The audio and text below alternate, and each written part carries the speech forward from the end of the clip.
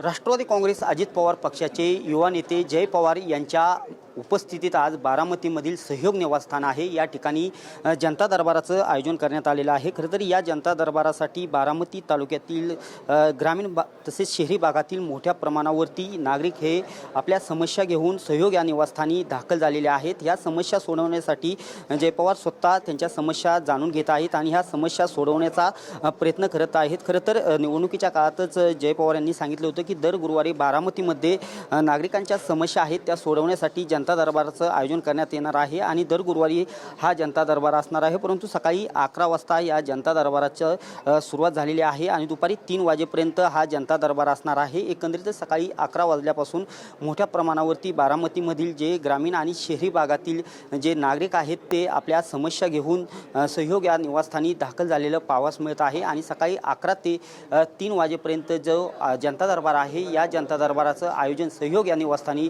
होणार आहे आणि एकंदरीत जय पवार ह्या लोकांच्या समस्या जाणून घेऊन त्या सोडवण्याचा प्रयत्न देखील करणार आहेत। दीपक कापरे, TV9 मराठी, बारामती।